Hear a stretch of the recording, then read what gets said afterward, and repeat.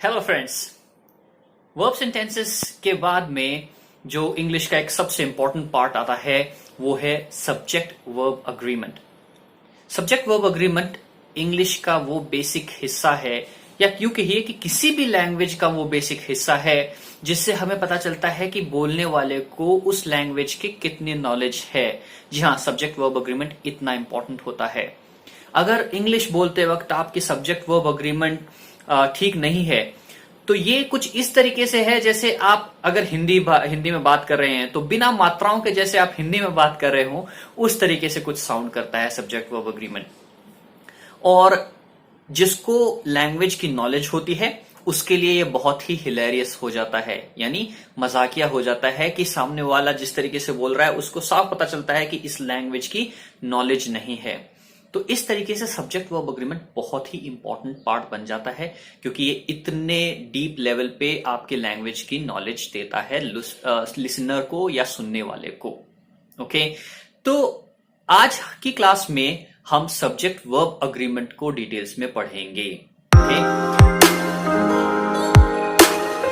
पर आगे बढ़ने से पहले अगर आपने हमारा चैनल अब तक सब्सक्राइब नहीं किया है तो हमारे चैनल को जरूर सब्सक्राइब कीजिए और बेल आइकॉन को प्रेस कीजिए ताकि आप हमारे आने वाले वीडियोस के नोटिफिकेशंस हासिल करते रहें और नॉलेज की इस शानदार जर्नी में हमारे साथ बने रहिए।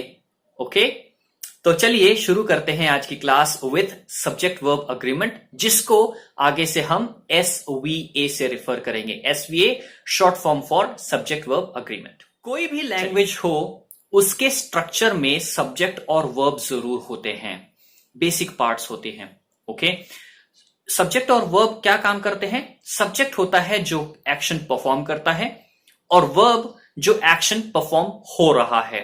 तो आप कोई भी आप सेंटेंस बोल रहे हो, मैक्सिमम किसी भी सेंटेंस में एक एक्शन परफॉर्मर होता है और एक एक्शन परफॉर्म हो रहा होता है। ओके, अब सब्जेक्ट जेंडर और नंबर इनमें डिवाइडेड होता है। जो भी सब्जेक्ट का जेंडर और नंबर है वही जेंडर या नंबर वर्ब से भी कन्वे होना चाहिए, अदरवाइज आपका सेंटेंस ग्रामेटिकली इनकरेक्ट हो जाता है। अगर आप हिंदी भाषी हैं तो कंसिडर दीज एग्जाम्पल्स, क्योंकि यहां से हम पैरेलल ड्रॉ करते हैं हिंदी लैंग्वेज से। ओके, तो चलिए पहला सेंटेंस देखते हैं। सीता खाना खा रहा है, रवि गाड़ी चला रही थी, 4 बच्चे पढ़ रहा है। ये सेंटेंसेस कुछ गड़बड़ नहीं लगते?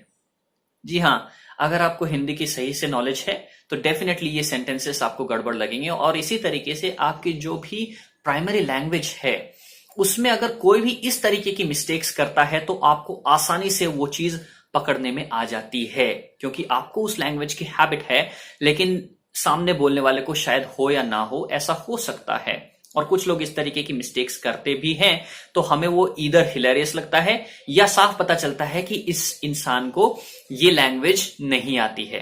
ओके, तो इस तरीके से सब्जेक्ट वर्ब अग्रीमेंट का ही ये सारा खेल है। और अब हम इसको डिकोड करेंगे इंग्लिश के लिए कि ये क्यों है ऐसा। हिंदी के जो एग्जाम्पल्स हम देख चुके हैं उनमें हमें साफ पता है कि सीता जेंडर है फेमिनिन, यानी स्त्रीलिंग हिंदी में बोलते हैं। तो जो हमारा सब्जेक्ट यानी कर्ता है सीता, वो फेमिनिन यानी स्त्रीलिंग है। तो उसके साथ में जो एक्शन परफॉर्म होता है, जो भी एक्शन परफॉर्म हो रहा हो, तो उसके लिए उसका अग्रीमेंट में रही है। कोई भी काम हो रहा हो लेकिन वो कोई भी काम कर रही है, ना कि कर रहा है होना चाहिए। राइट?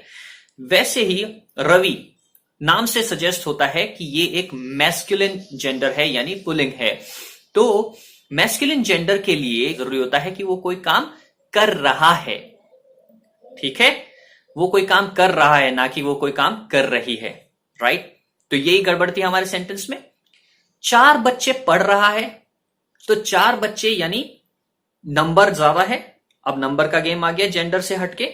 4 बच्चे यानी एक से ज्यादा।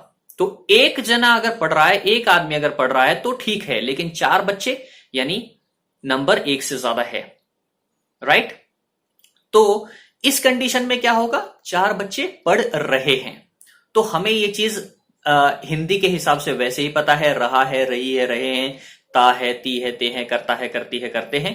तो ये जेंडर और नंबर ही होता है, और यही चीज हर लैंग्वेज में अप्लाई होती है, इंग्लिश में भी अप्लाई होती है। तो अब इसको इंग्लिश पर चल के देखते हैं कि इंग्लिश में हम किस तरीके की मिस्टेक्स कर सकते हैं और हमें कहां बच करके रहना चाहिए, किन मिस्टेक्स से बच के रहना चाहिए, ताकि हमारी लैंग्वेज की नॉलेज सही दिखाई दे और हम ग्रामेटिकली एरर करने से बचें। ओके, तो इंग्लिश के एग्जाम्पल्स देखते हैं। Maria have gone for a walk, the good students studies hard, people beats the thief badly. ये तीनों सेंटेंसेस ग्रामेटिकली इनकरेक्ट हैं, और ग्रामर में कहां एरर है, क्या ये समझ में आया आपको? चलिए अब मैं एक एक हिस्से को बाइफरकेट करके और इसके सब्जेक्ट वर्ब में जो इशू है वो समझाता हूं आपको। सो जैसा कि हम ऑलरेडी देख चुके हैं कि जेंडर और नंबर का जो इशू होता है उस वजह से सब्जेक्ट वर्ब अग्रीमेंट एरर्स होती हैं। इन तीनों सेंटेंसेस में भी कुछ ऐसा ही है। मरिया सिंगुलर सब्जेक्ट है, राइट? एक वचन हिंदी में बोलते हैं, सिंगुलर सब्जेक्ट है, तो सिंगुलर सब्जेक्ट के साथ में वर्ब क्या होनी चाहिए? Singular, right? Have plural verb है, ओके? तो सिंगुलर वर्ब कौन सी है? Has, right? तो इसकी जगह हैव की जगह हैज होना चाहिए था। दूसरे सेंटेंस में स्टूडेंट्स प्लूरल सब्जेक्ट है, ओके? और प्लूरल सब्जेक्ट के साथ में वर्ब भी प्लूरल होनी चाहिए, तो स्टडीज सिंगुलर वर्ब है, जबकि स्टडी जो है वो आपका प्लूरल वर्ब होता है। तीसरे सेंटेंस में पीपल अगेन प्लूरल सब्जेक्ट है, ओके? तो उसके साथ में जो बीट्स हमने यूज किया है वो सिंगुलर वर्ब है, करेक्ट वर्ब होती बीट, ओके? अब इन सेंटेंसेस को हम दोबारा से देखते हैं सही करके कि इनकी जो मिस्टेक्स थी, हमने जो देखी थी कि पहले सेंटेंस में हैव गलत था, दूसरे सेंटेंस में हमने स्टडीज यूज कर रखा था स्टडी की जगह, तीसरे सेंटेंस में हमने बीट की जगह बीट्स यूज कर रखा था। तो ये सही सेंटेंसेस बनेंगे इस तरीके से। Maria has gone for a walk, the good students study hard, people beat the thief badly. तो इस तरीके से ये तीनों सेंटेंसेस करेक्ट बनते हैं सब्जेक्ट वर्ब अग्रीमेंट के पॉइंट ऑफ व्यू से। ओके, आई गेस ये अब क्लियर है कि आपका जो सब्जेक्ट और वर्ब होती है वो सिंक में होनी चाहिए जेंडर और नंबर के पॉइंट ऑफ व्यू से, तभी वो सब्जेक्ट वर्ब अग्रीमेंट का एरर से आप बचेंगे अपने सेंटेंसेस में। ओके, अब आगे हम ये देखते हैं कि किस तरीके की वर्ब्स होती हैं जो सिंगुलर या प्लूरल होती हैं। ओके, तो एक जो सिंगुलर वर्ब होती है वो बेस वर्ब के साथ में एंड में एस या ईएस लगने से सिंगुलर बनती है। बेस वर्ब का जो भी फॉर्म होता है वो बेसिकली प्लूरल होता है। स्टडी प्लूरल है, स्टडीज सिंगुलर है, वर्क प्लूरल है, वर्क्स सिंगुलर है, स्ट्राइक प्लूरल है, स्ट्राइक्स सिंगुलर है, बीट प्लूरल है, बीट्स सिंगुलर है। ओके, और ये सब प्रेजेंट टेंस के केसेस में ही ज्यादा होता है, प्रेजेंट टेंस के केस में ही होता है एक्चुअली, क्योंकि जो सेकंड फॉर्म होती है या थर्ड फॉर्म होती है उस पे हमारा जो सिंगुलर फॉर्म या प्लूरल फॉर्म होता है उसका इंपैक्ट नहीं होता है। ओके, अब मैं आपको ईज ऑफ यूज के लिए या इजी एक्सेस के लिए एक टेबल दे रहा हूं। इस टेबल में आप अपनी जितनी भी वर्ब्स हैं उन वर्ब्स को आप फिट करके देख सकते हैं। मैं एग्जाम्पल के लिए कुछ चुनी हुई वर्ब्स आपके लिए रख रहा हूं अगेंस्ट द सब्जेक्ट। ओके, तो जैसा कि आप स्क्रीन पे देख सकते हैं, फर्स्ट, सेकंड और थर्ड पर्सन के पॉइंट ऑफ व्यू से मैंने सिंगुलर और प्लूरल के केस में जो सब्जेक्ट होता है उसके केस में वर्ब्स किस तरीके से यूज होती हैं इस ग्रिड के थ्रू ये शो करने की कोशिश की है।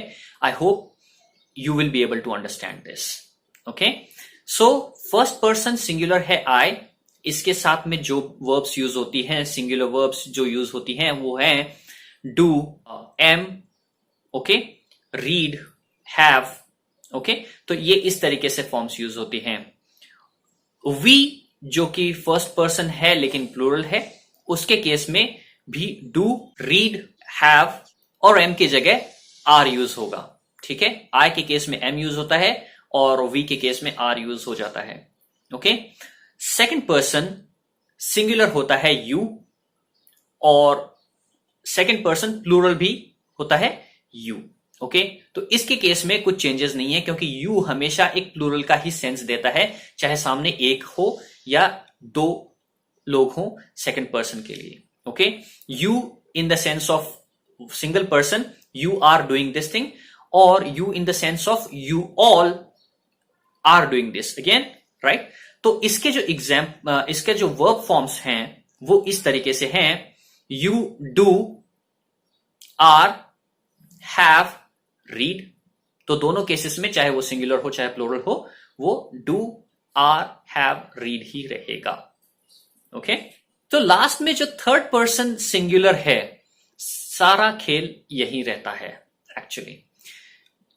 इसी में बेसिकली आपके वर्ब फॉर्म्स जो है वो मोस्टली चेंज होती हैं, बाकी सब केसेस में वो प्लूरल या सिंगुलर में ज्यादा डिफरेंस नहीं आता है। लेकिन ही, शी और इट जो आपके थर्ड पर्सन सिंगुलर हैं, ये सारा चेंज करते हैं आपके वर्ब फॉर्म को, और इसी से इंपैक्ट होता है। थर्ड पर्सन कोई नाम भी हो सकता है, जैसे किसी भी सेंटेंस में प्रॉपर नाउन हो गया, तो वो जो प्रॉपर नाउन होगा वो भी थर्ड पर्सन सिंगुलर का ही सेंस देता है। ओके, तो इस कंडीशन में ही, शी और इट या किसी का भी नाम ले लीजिए, प्रॉपर नाउन ले लीजिए, जैसे नीरज हो गया या सीता हो गया या राहुल हो गया। इस कंडीशन में जो वर्ब फॉर्म होगी वो कुछ इस तरीके से होगी, does, has, is, reads. Okay, तो इज के साथ में क्या होता है, एम, आर।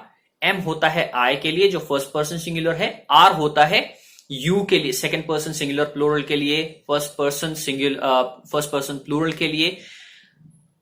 अब जो थर्ड पर्सन प्लूरल है वो है दे। ओके, और दे में भी सेम ही पैटर्न रहेगा जो बाकी के प्लूरल के लिए होता है, they do, they have, they are, they read. Okay, तो यही वर्ब फॉर्म, यही वर्ब पैटर्न चलता है बाकी सब केसेस में। जैसा मैंने कहा था कि थर्ड पर्सन सिंगुलर जो होता है आपका प्रॉपर नाउन या प्रोनाउन जो भी होता है, उसके केस में ही आपकी जो वर्ब फॉर्म होगी वो चेंज होगी, बाकी सब केसेस में लगभग सेम रहती है। आई के केस में सिर्फ इज और इज एम आर जो होती है वर्ब बी की फॉर्म्स, इज एम आर में ही चेंज होता है। आई के केस में एम लग जाता है वहां पे। ओके, बाकी कोई डिफरेंस नहीं आता ज्यादा। ओके, सो आई गेस इस ग्रिड से आपको वर्ब के जो चेंजेस होते हैं, वर्ब के जो चेंजेस होते हैं सब्जेक्ट के अकॉर्डिंग, चाहे वो फर्स्ट पर्सन हो, सेकंड पर्सन हो, थर्ड पर्सन हो, सिंगुलर हो या प्लूरल हो, तो उस केस में जब वो चेंजेस होते हैं तो वो आपको इस टेबल से आई गेस आसानी से समझ में आ चुके हैं। और आप बाकी के जितने भी वर्ब्स हैं वो इस टेबल में पुट कीजिए और देखिए कि आपने कोई भी सेंटेंस बोला है वो कहां पर बाय चांस कोई मिस्टेक हुई है तो वो कहां पर हुई है। स्क्रीन पर अब आपके सामने है कुछ और रेफरेंस के लिए सेंटेंसेस, ताकि आप बहुत सारे सब्जेक्ट्स के साथ में बहुत सारे जो वर्ब्स हैं वो किस तरीके से यूज होती हैं उनको एक आइडिया उनका एक आपको हो जाए और उनको थोड़ा बहुत आप समझ सकें, ताकि आगे जाके इनको जब आप अप्लाई करें अपने स्पोकन इंग्लिश में तब इनमें मिस्टेक्स कम से कम हो। ओके, पहला है I read a book daily, दूसरा he does not have a pen, तीसरा she is reading a novel, चौथा you are spoiling the paper, पांचवा we work for an NGO, sixth they have a dog and a cat, seventh you do not think positive, eighth it is a good machine, ninth it does not run on its own, 10th I am reading Chanakya these days, 11th we are going in the right direction। तो इन sentences में आपका जो भी subject है ही, she, it हो या आई, we, you, दे हो या प्रॉपर नाउन हो, इन सब के केसेस में जिस तरीके से वर्ब यूज की हुई हैं उन वर्ब्स को आप नोटिस कीजिए। ओके, और इनको अपनी एप्लीकेशन में लीजिए ताकि आपकी स्पोकन इंग्लिश और भी स्ट्रॉन्ग साउंड करे। ओके, आई होप ये सेंटेंसेस और जो ग्रिड मैंने प्रोवाइड की थी वो आपको सब्जेक्ट वर्ब अग्रीमेंट के एरर्स से दूर रहने में हेल्प करे। ओके, तो आज की क्लास मैं यहीं पर खत्म करता हूं। आई होप आपको ये वीडियो पसंद आया होगा। और आपको SVA अच्छे से समझ में आया होगा। अगर आपको ये वीडियो पसंद आया है तो इसे लाइक और शेयर करना ना भूलिए। अगली क्लास में मैं आपके लिए लेकर के आऊंगा मॉडल ऑक्सिलियरी वर्ब फॉर्म्स। तब तक के लिए बने रहिए मेरे साथ FPS पर। Keep watching, keep enhancing your knowledge with FPS. Thank you.